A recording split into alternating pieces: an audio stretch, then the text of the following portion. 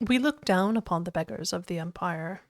These lost souls are the poor and wretched of the land. Every city has its beggars. Most are so poor they have only the clothes on their backs. They eat the scraps the rest of us throw out. We toss them a coin so that we don't have to think too long about their plight. Imagine my surprise when I heard the tale of the Beggar Prince. I could not imagine what a prince of beggars would be. Here is the tale I heard. It takes place in the First Age, when gods walked like men and Daedrus stalking the wilderness with impunity. It is a time before they were all confined to oblivion. There once was a man named Weedle. Or maybe it was a woman. The story goes to great lengths to avoid declaring Weedle's gender. Weedle was the 13th child of a king in Valenwood. As such, Weedle was in no position to take the throne or even inherit much property or wealth. Weedle had left the palace to find independent fortune and glory. After many days of endless forest roads and tiny villages, Weedle came upon 3 men surrounding a beggar. The beggar was swaddled in rags from head to toe. No portion of the vagabond's body was visible. The men were intent on slaying the beggar. With a cry of rage and indignation, Weedle charged the men with sword drawn. Being simple townsfolk armed only with pitchforks and scythes, they immediately fled from the armored figure with the shining sword. "Many thanks for saving me," wheezed the beggar from beneath the heap of foul rags. Weedle could barely stand the stench. "What is your name, wretch?" Weedle asked. "I am Namira." Unlike the townsfolk, Weedle was well learned. That name meant nothing to them, but to Weedle it was an opportunity. "You are the Daedric Lord," Weedle exclaimed. "Why did you allow those men to harass you? You could have slain them all with a whisper." "I am pleased you recognized me," Namira rasped. "I am frequently reviled by townsfolk. It pleases me to be recognized for my attribute, if not for my name."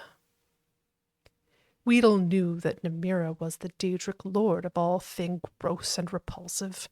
Diseases such as leprosy and gangrene were her domain. Where others might have seen danger, Weedle saw opportunity. "O great Namira, let me apprentice myself to you. I ask only that you grant me powers to make my fortune and forge a name for myself that will live through the ages."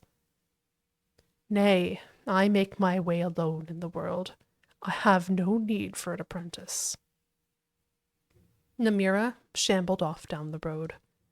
Weedle would not be put off. With a bound, Weedle was at Namira's heel, pressing the case for an apprenticeship. For 33 days and nights, Weedle kept up the debate. Namira said nothing, but Weedle's voice was ceaseless. Finally, on the 33rd day, Weedle was too hoarse to talk. Namira looked back on the suddenly silent figure. Weedle knelt in the mud at her feet, open hands raised in supplication. "It would seem you have completed your apprenticeship to me after all," Namira declared. "I shall grant your request." Weedle was overjoyed. "I grant you the power of disease. You may choose to be afflicted with any disease you choose, changing them at will so long as it has visible symptoms. However, you must always bear at least one. I grant you the power of pity. You may evoke pity in anyone that sees you. Finally, I grant you the power of disregard. You may cause others to disregard your presence." Weedle was aghast. These were not boons from which a fortune could be made.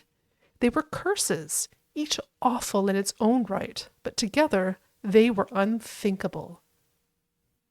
How am I to make my fortune and forge a name for myself with these terrible gifts? As you begged at my feet for 33 days and 33 nights, so shall you now beg for your fortune in the cities of men.